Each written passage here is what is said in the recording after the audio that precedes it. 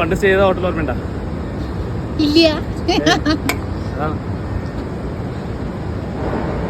ആർക്കും സംശയമൊന്നുമില്ലല്ലോ അല്ലേ? പറഞ്ഞ് പറയിപ്പിച്ചതൊന്നുമല്ല കേട്ടോ. അപ്പോൾ ഇതേ നമ്മൾ മുന്നേ വന്നപ്പം താമസിച്ചിട്ടുണ്ടായിരുന്നത് ആ ഹോട്ടലാണ്, ഈ ക്രൗൺ പ്ലാസ. അപ്പോൾ അങ്ങനെ ബോട്ടിലൊക്കെ കയറി കാഴ്ചകളൊക്കെ കണ്ട് നമ്മളിതേ തിരിച്ച് നമ്മുടെ റൂമിൽ വന്ന് കുറച്ച് നേരം കഴിഞ്ഞ് കഴിഞ്ഞപ്പം നമ്മൾ ആ ഒരു മേലത്തെ റെസ്റ്റോറൻറ്റിൽ നമ്മൾ കഴിഞ്ഞ ദിവസം ഒരു ടേബിൾ ബുക്ക് ചെയ്തിട്ടുണ്ടായിരുന്നു എന്ന് പറഞ്ഞല്ലോ, അവിടേക്ക് നമ്മൾ എത്തിയിട്ടുണ്ടായിരുന്നു കേട്ടോ. റൂമിലേക്ക് ചെന്ന് കുറച്ച് നേരം ഇരുന്നിട്ടോ, കാരണം നല്ലപോലെ നമ്മൾ വേർത്തിട്ടൊക്കെ ഉണ്ടായിരുന്നു. അപ്പം അതൊക്കെ ഒന്ന് മാറി ഒന്ന് ഫ്രഷ് ആയതിന് ശേഷം കേട്ടോ നമ്മൾ അവിടെ എത്തിയിട്ടുണ്ടായിരുന്നത്. നല്ല രസമുണ്ട് കേട്ടോ അവിടെ കാണാൻ വേണ്ടിയിട്ട്. ചൂടാണ്, എന്നാലും കാറ്റുള്ളത് കൊണ്ട് നമുക്ക് അഡ്ജസ്റ്റ് ചെയ്യാം. ആ ഒരു ദുബായിൽ ഇങ്ങനെ പല പല കളേഴ്സും കാര്യങ്ങളൊക്കെ വന്ന് നല്ലൊരു അറ്റ്മോസ്ഫിയറാണ്. അവരുടെ ഉള്ളിലും എന്താണ് സ്പേസ് ഉണ്ട്, വെളിയിലും സ്പേസ് ഉണ്ട്. അപ്പം ഇതിൻ്റെ ഇടയ്ക്ക് ഞാനൊരു റെഡ് വൈൻ പറഞ്ഞിട്ടുണ്ടായിരുന്നു കേട്ടോ. പക്ഷെ നമ്മുടെ നാട്ടിൽ മുന്തിരി വൈനൊക്കെ കുടിച്ച് ശീലിച്ചിട്ട് ഇവിടെ വരുമ്പോൾ ഭയങ്കര കയ്പ്പാണല്ലോ. നമ്മൾ പ്രതീക്ഷിക്കുന്ന പോലത്തെ മധുരമല്ലല്ലോ. അത് ആ എക്സ്പ്രഷൻ കണ്ടപ്പോൾ നിങ്ങൾക്ക് മനസ്സിലായല്ലോ.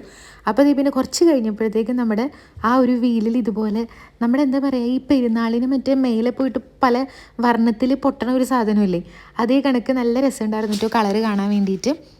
അപ്പോൾ ഇതൊക്കെ കണ്ട് ഫുഡ് കഴിക്കുമ്പം ഒരു രസം അത്രയേ ഉള്ളൂ. പിന്നെ നമ്മൾ ഓർഡർ ചെയ്തിട്ടുണ്ടായിരുന്നത് നമ്മളുടെ ബീഫ് സ്റ്റേക്ക് തന്നെയാണ്. നല്ല രസമുണ്ടായിരുന്നു കേട്ടോ. നമ്മൾ ഈ 2 ദിവസം താമസിച്ചിട്ട് ഈ റെസ്റ്റോറൻറ്റിൽ നിന്ന് തന്നെയാണ് നമ്മൾ, ഈ റെസ്റ്റോറൻ്റ് അല്ല, അവരുടെ ഹോട്ടലിലെ പല പല റെസ്റ്റോറൻറ്റിൽ നിന്നാണ് ബ്രേക്ക്ഫാസ്റ്റ്, ലഞ്ച്, ഡിന്നറൊക്കെ നമ്മൾ കഴിച്ചിട്ടുണ്ടായിരുന്നത്. എനിക്ക് ഏറ്റവും ഇഷ്ടപ്പെട്ടത് ഇതാണ്. നല്ല രസമുണ്ടായിരുന്നു, ഞാൻ എൻജോയ് ചെയ്ത് കഴിച്ചു.